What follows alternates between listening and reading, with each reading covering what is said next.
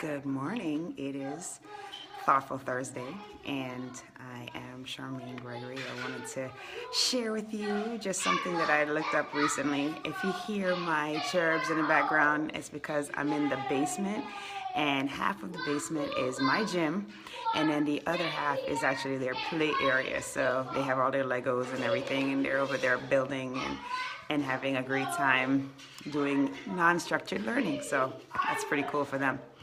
All right, so I want to talk about goals. It's that time of year when we start thinking about, well, how do we do for 2016? How are we going to do for 2017? What kinds of things are we going to say that we're going to do? And then how are we going to be able to carry them out? So there is a whole science behind goal setting and goal attainment and goal crushing. And I'm just going to come with something very simple. Hey, Leo, thanks for joining. Thanks for the likes also. This is just going to be a very basic skeleton to help you to set good goals. All right. So the acronym is called SMART. It's SMART. And the S stands for specific. So when you're doing your goals, you have to think of them being very specific. So you want to know who's going to be involved in your goals, right? So is it going to be your family? Is it going to be you personally? Who's going to be involved? And making sure that all the players are aware that they need to step it up so that everyone can get to the goal. All right. The next thing is what's going to be accomplished. So as you can see, there are W's now. So who, what, where. So what's going to be accomplished? Where is it going to take place? Is it going to take place in your home? Is it going to take place at work? Where is it taking place? You have to have a specific location. And then which things are going to be hindering you from achieving your goal? So are there going to be some time restraints associated with your goal attention? Is it going to be a physical facility restraint? So you have to think about these things so you can troubleshoot and overcome.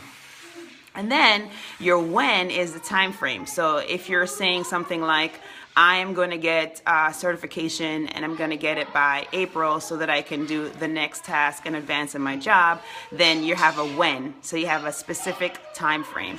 And that's going to help you to have great success in achieving your goal. And then the final W is why.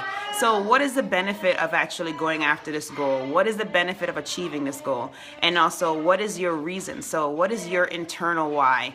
What is it that's driving you to push for this goal? So that's all under S or specific. Okay, so who, what, where, which. So the things that are going to be hindering you or constraints. When. So when is a time frame, and why? What is your impetus for achieving this goal? So then M is measurable. So this is really important because you want to have a benchmark for which you know that you are getting closer to your ultimate goal. So you can actually set smaller goals, and you can say, for example, so if we go back to the certification thing again, so say, for example, you want to get certified to, I don't know, be a botanist or something like that, and the classes are offered in the spring and you're at your community college. You can say, well, I know that once I'm done with that, then the way that it's measurable is I can go and do a project for somebody and get graded on that. So that's measurable, right? If you're talking about weight loss or something like that, then you can measure it in inches lost, or how your clothes fit, or dress sizes or pant sizes, things like that. And then the A is attainable. So you want to break it down, like I mentioned, into small little bite chunks, right? So if your goal is to get a master's degree, you're not going to get a master's degree in like 2 weeks. It takes a whole entire year or a whole entire 2 years. And you break it down into project by project. So you make it attainable. So you break it down into smaller chunks so that you have small victories as you go along to get your big goal. Then the R is realistic. So it has to be realistic for you. If it's not realistic for you, it's just not going to work, because you're not going to have buy-in and you're just not going to have success. I mean, that's just the bottom line. Because when you're invested in something, you are more willing to work for that thing. So this is why it needs to be realistic for you. It can't be a goal that someone else has set for you. It has to be your own personal goal and your own personal reality. Okay? That's really going to be important. And then the T can be either timely or tangible. So if it's tangible, it's something that you can literally feel, smell, touch, taste. Okay, so say for example, your goal is to take one of the free classes at Williams-Sonoma for cooking, and you plan on making, I don't know, crepes or something. And so your tangible piece is going to be being able to eat those crepes, and they taste scrumptious, right? So that would be tangible for you. Timely though would be when you set the time. So the flip side of that, or the other option for T, is timely.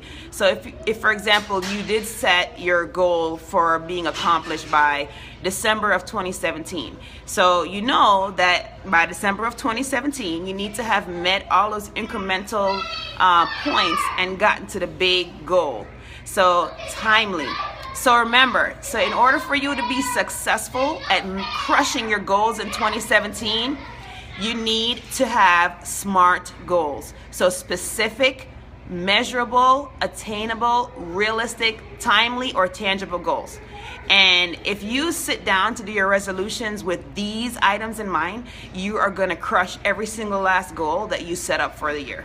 All right, so hopefully that's helpful. I know that looking into this was very helpful to me, because as I'm thinking about what my goals are going to be for this upcoming year and reflecting on how well the goals that I set at the beginning of this year kind of came to pass, it is very helpful just to be very practical in when you make them.